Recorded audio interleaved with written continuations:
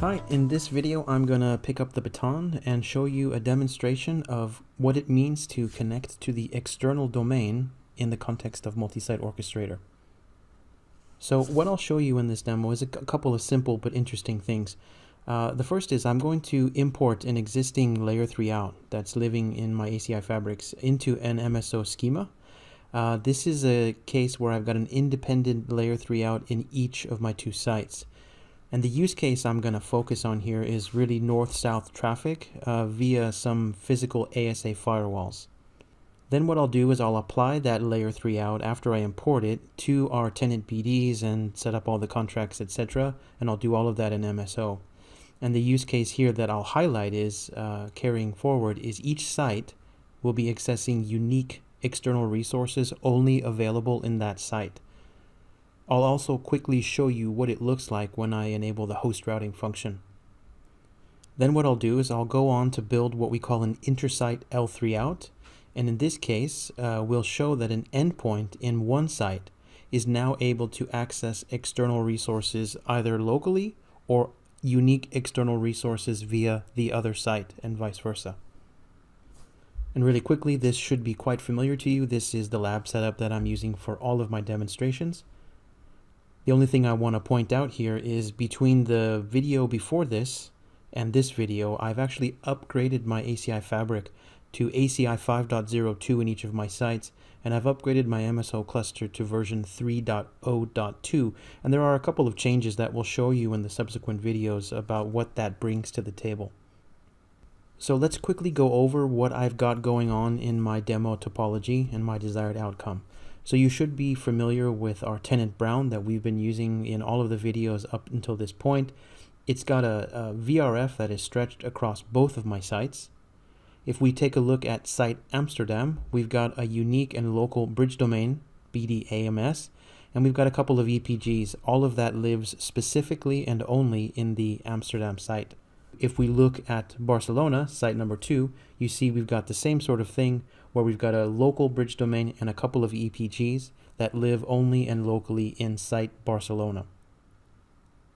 What I'm going to do then is I'm going to import an existing layer 3 out that's configured in APIC. I'm going to import that into MSO. So we've got a layer 3 out, what I'll call West, and I've got an external EPG called iNet West that represents the local resources that are available to site AMS. And you can see we've got a layer 3 out to a device called ASA West at some given IPs. That ASA is advertising the following route, 000/1, so it's half of the IPv4 routing table.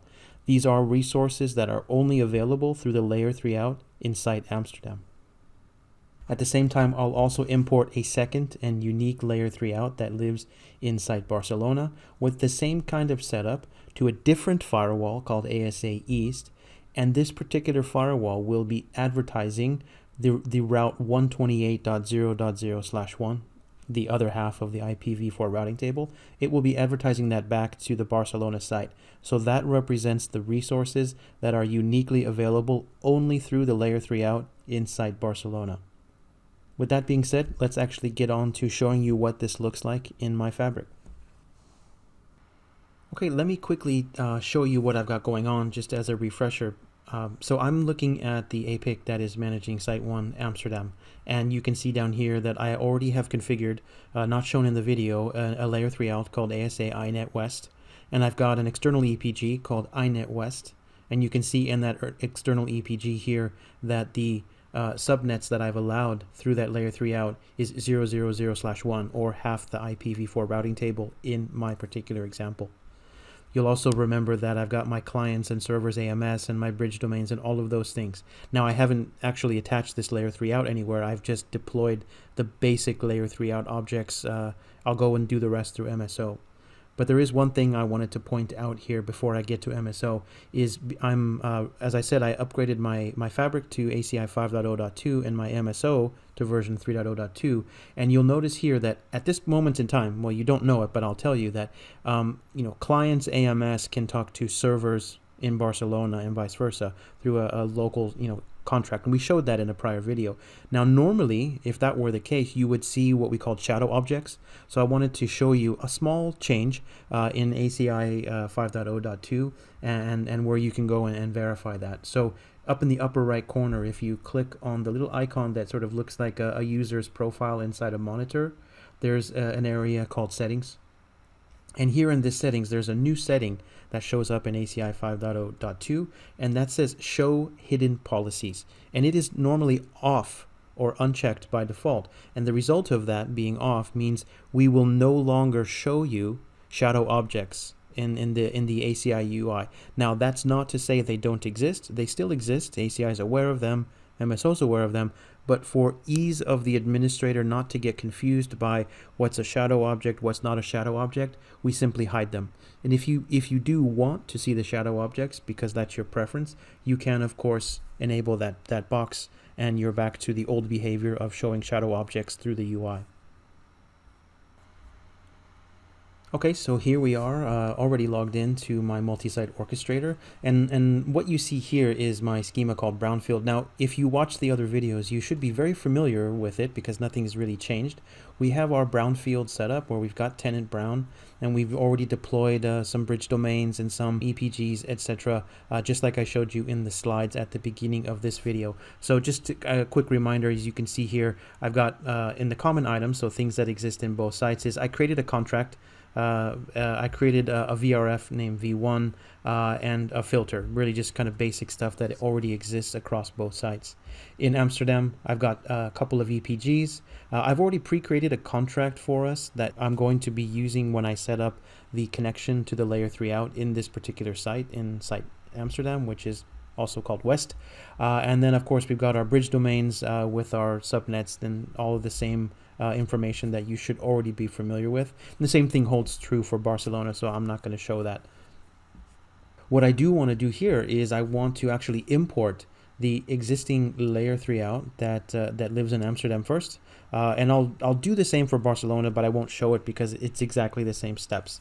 So here in the template called AMS, I'm going to click on the import function. This again should be familiar to you because we've done this before, so I'll go fairly fast. So I'll click on importing things from Amsterdam, and I'll look at the list of things I want to import, and I'll see, well, I want to actually bring in the external EPG. That's something interesting, and you'll notice that it's got a VRF and a layer 3 out already related.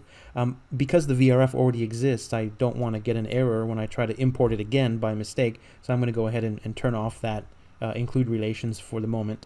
I'll fix it later in MSO, but for now we don't want to double import the VRF because it already exists. So the second thing I want to bring in is the layer 3 out itself, so I'll go ahead and click it and turn off the relationship there, and it's as easy as that, and I'll just go ahead and click import. Now there's a couple of things that we need to complete in MSO, because you can see we've got some red lines around some objects, which means some sort of user input is required. So if I click onto the external EPG, of course we need to attach it to the VRF that already existed, that I didn't need to import twice. And then of course the layer 3 out also needs to be attached to the VRF. That should all be common sense. And then you'll notice here under the site-specific settings for this template, there's a red dot. So that, again, there's one more step we need to complete here, and that's to go into the external EPG and again attach it to the layer 3 out that we just imported locally that lives inside AMS, called ASA iNet West. And it's really just that easy. So I'll go ahead and save that. And of course now we need to deploy it to sites just like we do when we make changes to any schema or template. And clicking on deploying in sites, again, a familiar site, we get to see what's actually going to happen in Amsterdam. A few objects will be created, i.e. multi-site orchestrator will be taking ownership of those objects. And we click deploy and everything is successfully working. Now I'm going to go ahead and just fast forward and do the same thing for Barcelona. I'm not going to show it, but I just wanted you to know that I've done it already for Barcelona as well.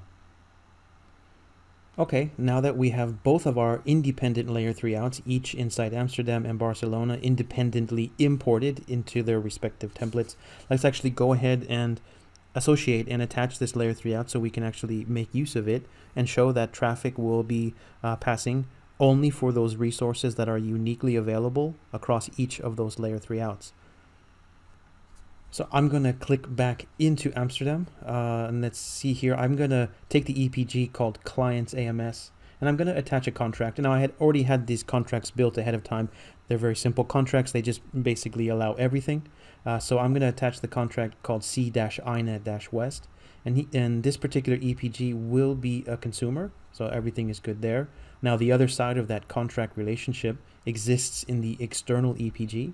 So clicking on the external EPG, you can see that I'll have to add the same contract here, inet west, and this particular external EPG will act as the provider. Again, standard contract relationship, nothing fancy.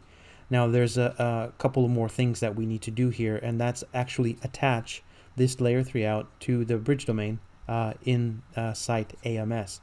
So because it's a site-specific resource, we actually have to go down to the site-specific settings for the bridge domain here, and you'll notice here that we have an area to attach a layer 3 out. So I'll go ahead and select inet west, because that's the layer 3 out that exists only in Amsterdam. And there's a couple of more things I just want to remind you to double check so that routing works. Is when you look at your subnets, just make sure that any subnets that you desire to actually advertise have this radio button of advertised externally enabled, because if you don't have it enabled, then you'll never be advertising them to outside of the fabric, and traffic won't pass, and you might wonder what's going on. So I've already done that, but I just kind of wanted to remind you to make sure that you have all of that done. So I've got my layer 3 out associated, got my contracts in place, I've got my EPGs as provider and consumer. I should be ready to go. So I'll save this for Amsterdam, and I'll go ahead and deploy to sites, and I'll click on deploy, and that will be done. Now again, I'm going to do the exact same thing for the unique layer 3 out in Barcelona, but I'm not going to show it in the video because it's almost identical, with the exception that Barcelona has its own unique layer 3 out with its own unique resources only available to that site. Okay, fast forwarding, I've completed the Barcelona import and attachment of the layer 3 out, but really quickly I've got an EPG called BCN-servers. I've attached a contract called inet-east as a consumer. And then if I look at the external EPG, I've attached that same contract as a provider. And then if we look up at the template level, if we look at that external EPG, we can see here that the classification of the subnets that are allowed or unique to Barcelona is 128.00/1. That's different to what we had in Amsterdam, which, if you remember, was 000/1. So these resources are unique and specific to each of their sites. And I've gone ahead and deployed all of that, so everything is looking good from the perspective of MSO being aware and using these layer 3 outs now. With that being said, let's actually go and take a look at the routing tables of all the devices here that are actually using this layer 3 out. Okay, let's first start by taking a look at the CLI of the firewall ASA West that lives across the layer 3 out, that lives in Amsterdam only. And the first thing I did was I showed OSPF neighbor because I chose to use OSPF as the protocol on my layer 3 out. We can see its adjacency is full. That's a good sign. And then I issued a show route command in the ASA, and you can see here down at the very bottom that there's a couple of subnets that are being advertised from the ACI fabric towards this firewall, and those subnets should be familiar to you because those are the subnets attached to the BD-AMS that lives in site AMS. So that's looking good, and we're receiving those all over OSPF. If we take a look at the ASA in Barcelona, so this is ASA East, it's a different firewall, and it's the same kind of thing. Neighbor adjacency is full, and we can see that I'm from the Barcelona layer 3 out, I'm receiving a single route over OSPF of the bridge domain subnet for the bridge domain that lives exclusively in site Barcelona. So everything is looking good so far. If we take a quick look at the leaf in site number 1, so this the leaf in Amsterdam, that's handling the other side of this layer 3 out.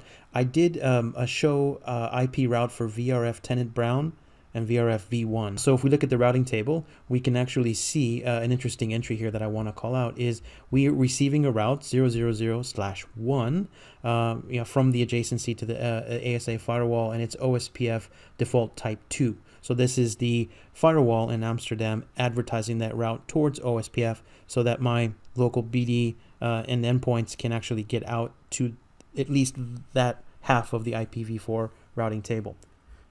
If we take a quick look at the routing table of the leaf in site Barcelona that's hosting its unique and independent layer 3 out, again, I showed same command, show IP route vrf brown:v1, and you can see here something interesting is it's receiving that same kind of route, but it's a different route, 128.0.0.0/1. That's receiving from the firewall ASA East. That is a unique resource to the site in Barcelona. So everything is looking good. So I think at this point it would be a good idea to actually test and see, can endpoints in site Amsterdam access the locally available resources across its local layer 3 out, and can the endpoints in Barcelona do the very same thing, and more importantly prove that an endpoint inside Amsterdam cannot access layer 3 out resources that live at this moment in Barcelona, at least not yet. That will come, but I want to just show you how it works in the classic sense.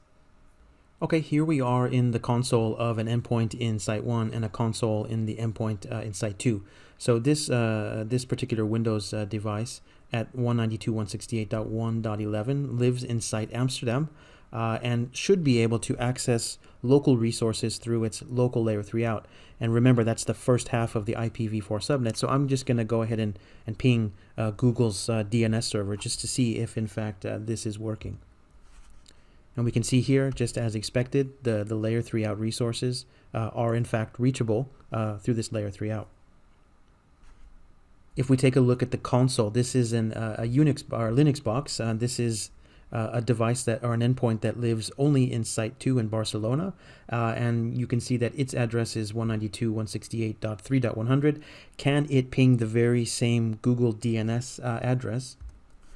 And of course, if we hit enter, we see that it in fact fails. Now that is expected, because remember, Barcelona currently cannot access resources that are locally specific to the layer 3 out that lives in Site Amsterdam. However, if we try to ping a different address that's in the upper half of the IPv4 range in my particular example, we should expect the traffic to work. And in fact, it is able to ping an address in the range that is locally available and specific to Site Amsterdam. If we go back to the console of the device inside Amsterdam and we try to ping that very same address, we will see that it does in fact fail. And again, that's expected because Amsterdam cannot yet reach resources that are only available through the layer 3 out in Barcelona.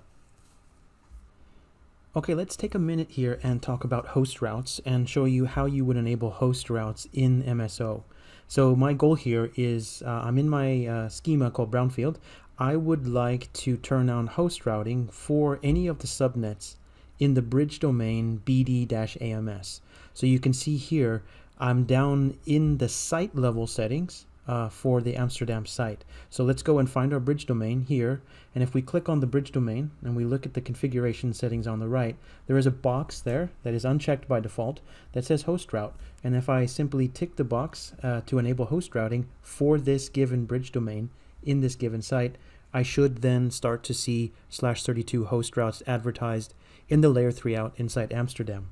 Now, it's important that I point out that it really only makes sense to enable host routing when you have a stretched bridge domain across both sites. Now, in my example, I don't have that, but I just at least wanted to take a moment to show you how you would enable host routes in that given situation. So here I'll simply deploy that to my site, and at this point we can go and check the routing table of the firewall ASA West and see if host routing shows up. So now if we go back to the firewall hosting that layer 3 out inside Amsterdam and we look at the routing table again, we can actually see there is the addition of a /32 host route for the endpoint, that Windows device at 1.11, and that's exactly what you should see if you enable host routes, is a /32 for every endpoint that is allowed to use this layer 3 out. Okay, now I want to finish up by showing you the use case of intersite layer 3 outs, whereby any endpoint in any site could access any resources, whether locally specific or across resources coming from a different site's layer 3 out. So everybody can talk to everything in the entire IPv4 range in my particular example. So you would think, logically, you would go into MSO and maybe it's as easy as just attaching the layer 3 out that exists in Barcelona to the bridge domain that lives in Amsterdam. So let's go ahead and look at the bridge domain for Amsterdam, and let's go ahead and try to associate the other layer 3 out. So this is the layer 3 out that lives in Barcelona, but I'm attaching it to a bridge domain in Amsterdam, and we'll do the same thing for Barcelona. We've got the bridge domain there. We'll go ahead and attach the iNet West. Again, this is the layer 3 out that lives in Amsterdam, but being attached to a bridge domain in Barcelona. And we'll go ahead and save that configuration, and we'll deploy that to our sites just to make sure everything is in operation on our ACI fabrics. Everything is looking good so far. So you would think at this point, well, I should just be able to reach everything right now. And that is in fact incorrect. There is something else that we need to do, and I'll show you that in a second. But first, of course, you probably already picked up on the fact that I made a small mistake as well, because I didn't attach the contracts for the EPGs in the sites to use the layer 3 out in the opposing site. So let's do that really quickly. So in BCN-servers, I'm going to go ahead and take the contract called iNet West, and let's go ahead and make this EPG a consumer. And then we'll do the same thing in Amsterdam, whereas the EPG clients AMS will add the contract to be able to use the layer 3 out as a consumer in the BCN site. So we'll deploy that to the sites for Amsterdam, and we'll deploy that for Barcelona as well, and everything should be good, but not quite yet. There's one more step that we need to do.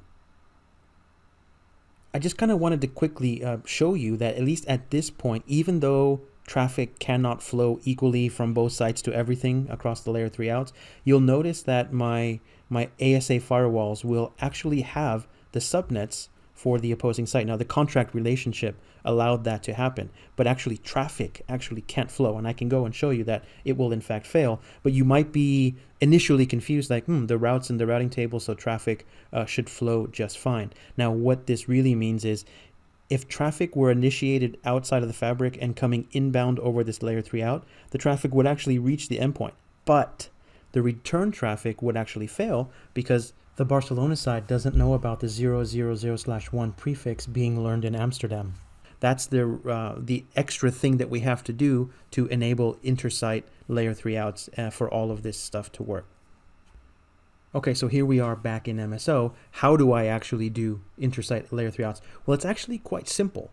So what I'm going to do is I'm going to come out of the schema, and we're going to have to switch back into our infra configuration for each of our sites. So if I go into configure infra, this particular screen or set of views should look familiar to you. There's an additional thing that we need to enable to make sure that intersite layer 3 outs will in fact work and everybody can talk to everybody. So here in site Amsterdam, I'm going to click down into the pod level, and this is the area where we need to add something. So over here on the right, you see there's a section called external TEP pools. Now Max mentioned in his lecture about this that this is something that's necessary for intersite layer 3 out to work. So what I'm going to do is I'm going to quickly add an external TEP pool, a smaller TEP pool, a different TEP pool that is going to be used for this purpose.